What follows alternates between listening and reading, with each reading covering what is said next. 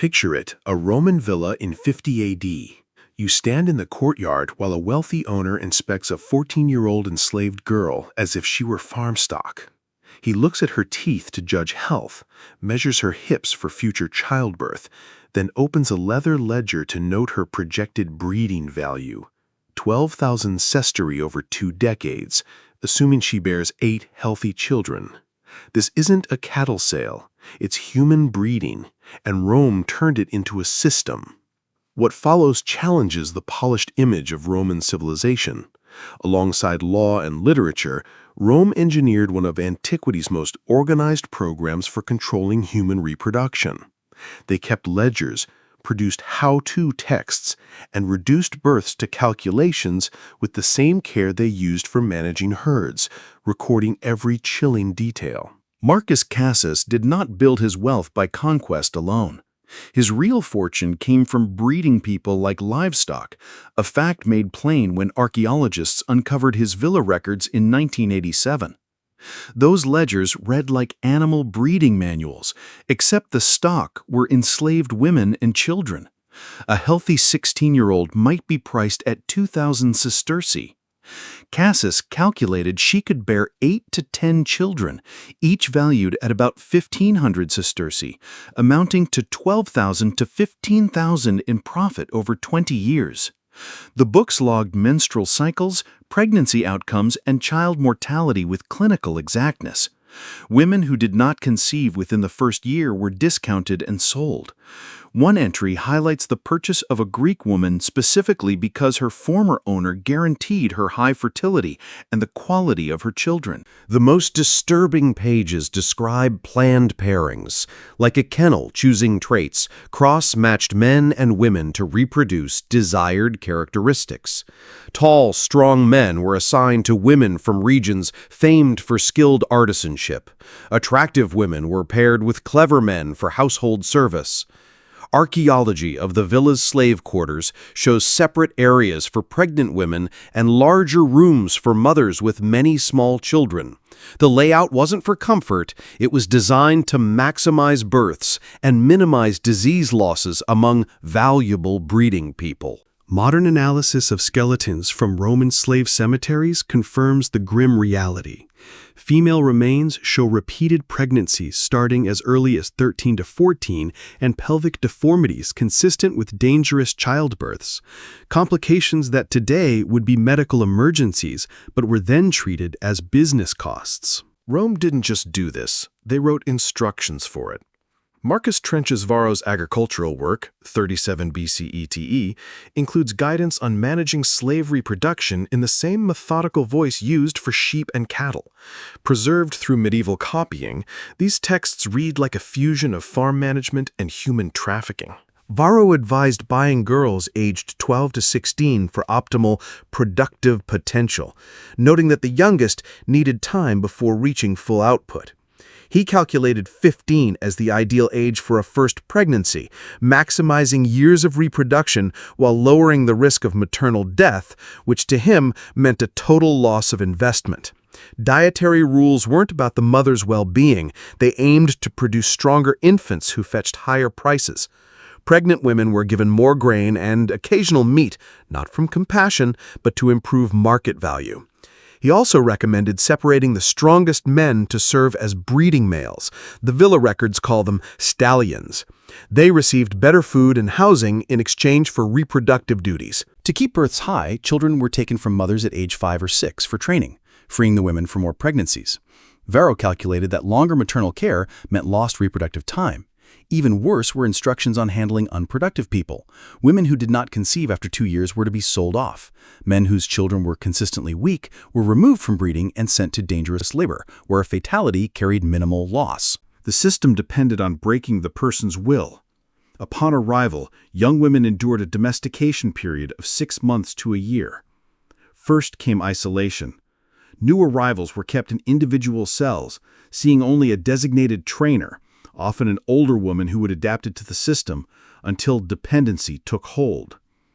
They received explicit instruction in sexual submission, and Roman medical procedures, presented as exams, functioned as coercive assessments meant to gauge fertility while crushing resistance. Food was a lever. Minimal rations at first, with nutrition used as reward or punishment, forging obedience for survival. The most effective step was erasing identity. New names, Latin-only speech, and immediate family separation.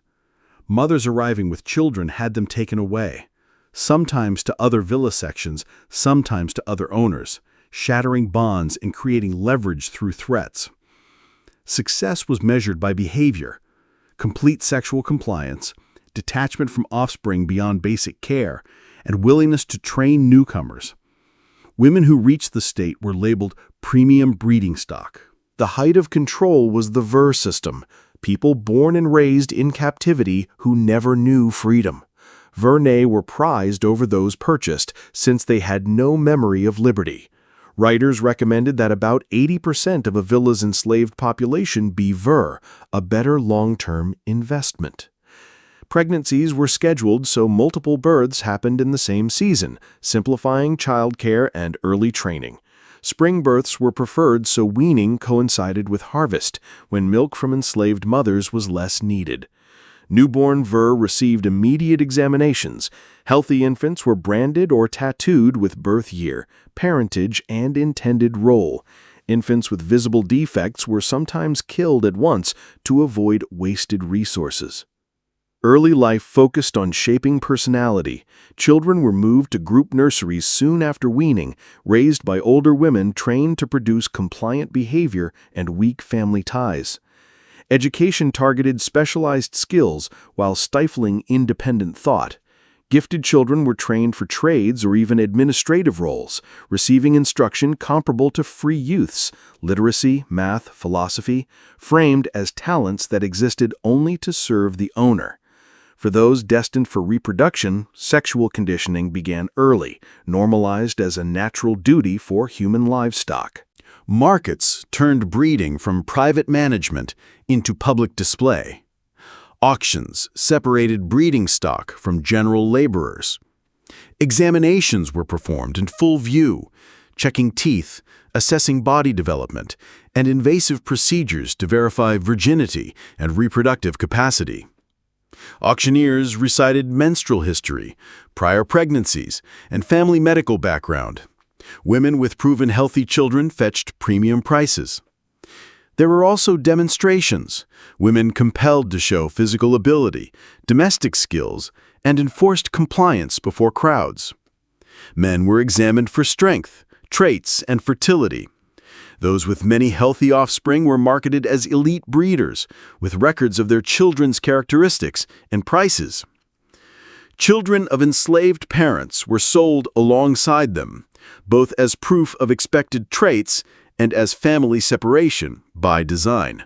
Roman medicine developed a niche for managing enslaved reproduction. The physician Cyrannus of Ephesus wrote extensively on gynecology for enslaved women, setting out procedures to assess fertility and increase the survival of valuable infants. Testing included internal inspections, forced menstrual tracking, and experimental attempts to boost conception rates. Pregnancy care prioritized the baby's market value over the mother's health. Diets were attuned to produce larger, stronger infants, even if it harmed the mother. In difficult births, interventions aimed to save the child. Enslaved women sometimes underwent cesarean sections centuries before such procedures were common for free women, not to save the mother, but to recover the baby from a dying woman. The most serious threat came from the enslaved themselves. The Third Servile War, led by Spartacus, 73 to 71 BCE, began with gladiators but soon targeted the breeding system at its core. Spartacus recognized that without breeding programs, Rome's slave society would collapse within a generation. His forces freed people and destroyed the infrastructure, burning records, demolishing nurseries, and merging breeding stock into the broader population to prevent future exploitation. Archaeology at villas attacked during the revolt shows nurseries torn down, birthing rooms wrecked, and medical gear for reproductive control smashed. Rome's response shows breeding centrality to imperial stability. Marcus Licinius Cassus, charged with ending the revolt, prioritized recapturing breeding facilities even over farm recovery. Dispatches point to reproduction infrastructure as a matter of state security. After the defeat, reprisals were brutal. The infamous crucifixions along the Avian Way included many women who had helped dismantle breeding sites, chosen to terrorize anyone who might challenge the system again. Archaeology across former Roman territories reveals buildings, tools, and remains that map out the system. Ground-penetrating radar at places like Pompeii identifies complexes clearly built to manage reproduction, separate housing for pregnant women, heated nurseries, and medical rooms fitted with gynecological instruments not found elsewhere in domestic architecture. The villa of Quintus Hortensius near Tusculum offers the most complete picture. Separate quarters for breeding males, a maternity block with individual birthing rooms, and a nursery large enough for 100+ infants. Cemetery studies show the physical toll. Women with signs of many pregnancies from early teens onward, and pelvic changes indicating hard, dangerous births. Infant burial grounds linked to villas contain mass graves of babies who died in the first months of life. Evidence that high infant mortality was built into the program. Rome's system set patterns that echoed through later centuries of slavery, shaping plantation regimes, colonial policies, and modern exploitation. Techniques, rationales, and accounting from Roman villas became blueprints for reproductive control elsewhere. Spanish and Portuguese colonial records in the 16th, 17th centuries explicitly drew on Roman agricultural texts to manage enslaved populations in the Americas, including the idea of enslaved people as renewable resources through controlled reproduction. The same psychological tools, isolation, identity erasure, family rupture, migrated through time, appearing in plantation practices and in modern trafficking, where dependency and control mirror Roman methods. These programs aren't a footnote. They show how a sophisticated society can turn human life into an economic unit while cloaking it in polished reasoning. For 5 centuries, Rome refined the treatment of reproduction as agricultural craft. Ongoing digs keep exposing more buildings, instruments, and remains that force us to face how one of history's most celebrated empires prospered through methods we would now call crimes against humanity. The texts that survived reveal how easily intellectual brilliance can serve moral darkness. The same minds writing about virtue and justice also drafted clinical breeding guides with no hint of the subject's humanity. Understanding this reality helps us recognize today's parallels, where the same logic, calculations, and social justifications still underpin coercion and trafficking. The lesson is stark. Cultural achievement is worthless if built on systematic dehumanization. Real progress requires honoring the inherent dignity and autonomy of every person. If this glimpse into concealed history shook what you thought you knew, tap the video on your screen for another chapter that nearly vanished from the record. If you found this investigation as compelling as I did, subscribe. Let's keep pulling back the layers together. Forgotten voices deserve to be heard.